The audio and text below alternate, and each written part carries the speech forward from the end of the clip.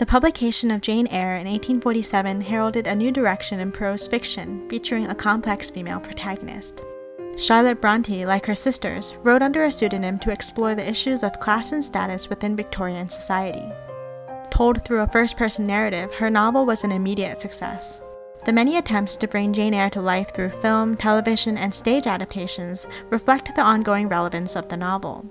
Since 1910, there has been at least one screen adaptation per decade, but today we'll take a look at just 5 popular adaptations of Jane Eyre.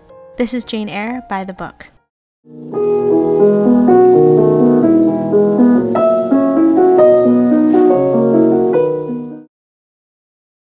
Do you think because I'm poor and obscure and plain that I'm soulless and heartless? I have as much soul as you and fully as much heart. And if God had gifted me with wealth and beauty, I should have made it as hard for you to leave me as it is now for me to leave you. First released in the United Kingdom, this film adaptation enhanced the novel's gothic elements, emphasizing the shadowy darkness of Lowood and Thornfield in contrast to Jane's purity and light. Despite having been shot entirely in a studio, the film was noteworthy for its atmospheric depiction of the moors.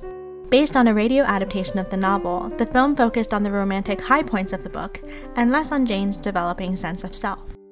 Major episodes from her early life were drastically diminished. Jane's time spent with the Rivers and her attaining financial independence were omitted entirely.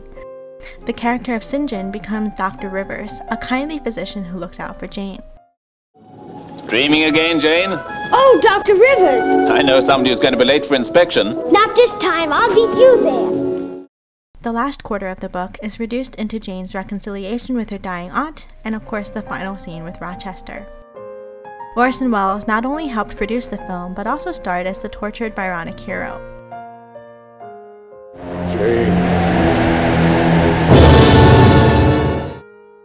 The expository intertitles create the appearance of being true to the novel's text, but were in actuality written exclusively for the film. The 1943 film would set a pattern for future adaptations as to which elements of Bronte's novel would be highlighted or excluded. This version of Jane Eyre remains one of the most iconic Gothic romances, as told in the classic melodramatic style. Do you think because I'm poor, obscure, plain and little, I'm soulless and heartless? I have as much soul as you and full as much heart.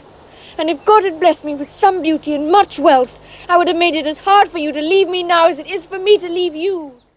Several adaptations of Jane Eyre have been produced for television, with the BBC's 1983 miniseries being among the more faithful renditions of the novel. We see key moments that are often left out in other adaptations, like Rochester masquerading as an old gypsy woman. Is there not one face that you study? Jane Eyre was one of the first novels of the Victorian era that illustrated what it felt like to be a child, as seen from a first-person perspective. With the series, we get a fuller picture of Jane's time at Lowood, beyond her friendship with Helen Burns. There are only a few points at which the adaptation veers away from the source material. The 1983 series preserves Bronte's original text in most of the dialogue.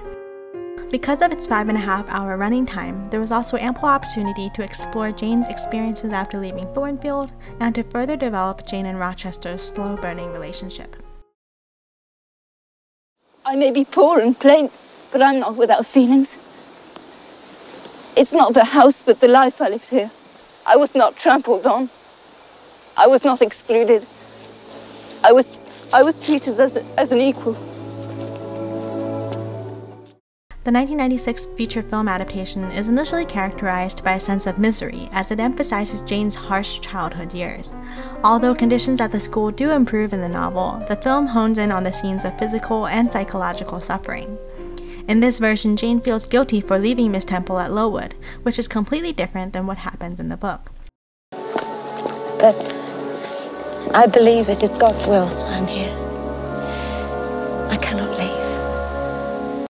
Director Franco Zeffirelli, known for his adaptation of Romeo and Juliet, endeavored to capture Jane and Rochester's emotional complexity. The movie does rush through some of the primary segments of Jane's life that don't involve Rochester, particularly toward the end of the film. At last, prompted by old memories, I made my way back to Gateshead Hall, and to the home of the parson, Mr. Rivers, who had once been kind to me. Because Jane meets her cousin earlier in the film, she doesn't have to wander the moors, but instead simply takes the carriage to the parsonage to recover. The filmmakers strive to balance fidelity to the novel with audience expectations. This adaptation opted for a more austere treatment of the narrative, coupled with vibrant and scenic surroundings. Do you think, because I'm poor, plain, obscure and little, that I have no heart? That I am without soul? I have as much heart as you and as much soul. And if God had given me some beauty and wealth, I would make it as hard for you to leave me as it is now for me to leave you. This 4-part BBC miniseries adds a modern touch to the classic, combined with detailed costumes and evocative performances.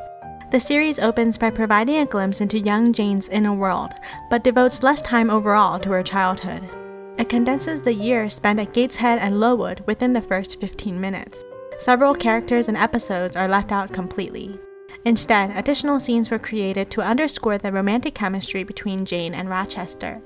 This adaptation also gives attention to Jane's platonic friendship with St. John and introduces him as a credible rival to Rochester. As in the novel, Jane seriously considers his proposal. The 2006 version also includes the seldom depicted plot point involving Miss Oliver. Honestly, St. John, he's as inexorable as death. She adores him. And he adores her. Several scenes from the novel are moved to different times in the narrative. The events surrounding Jane's flight from Thornfield are revealed as flashback sequences. As with more recent film and TV versions of Jane Eyre, the adaptation provides rational explanations for the mystical elements. Well, you don't think it possible that two minds can be so in tune that they communicate across the country? They can call out to each other across space and time? It also updates the dialogue for a more contemporary feel and focuses on capturing the emotional core of the novel. Do you think that because I am poor, obscure, plain and little, that I am soulless and heartless? I have as much soul as you and full as much heart, and if God had blessed me with beauty and wealth, I could make it as hard for you to leave me as it is for I to leave you.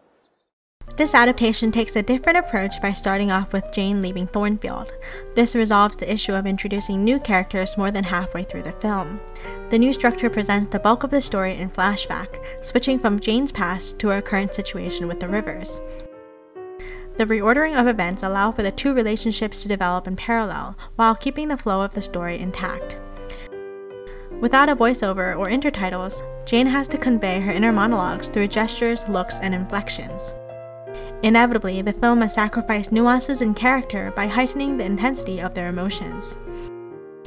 Moreover, the issue of social class is somewhat glossed over, although Jane Eyre's relationship with her aristocratic employer would have broken all the rules of Victorian social hierarchy.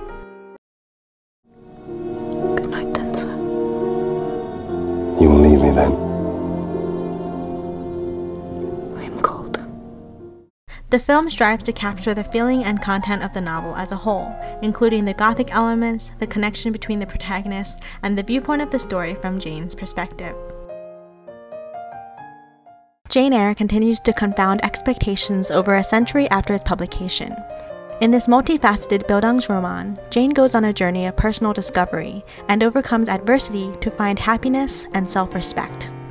Undoubtedly, the novel has inspired countless authors and filmmakers, a testament to Brontë's storytelling that few have tampered with the original characters, plot, and setting. Each adaptation brings to light different aspects of Jane Eyre, but the unconventional love story remains paramount for many viewers. Let us know which adaptation you appreciate the most. Thanks for watching!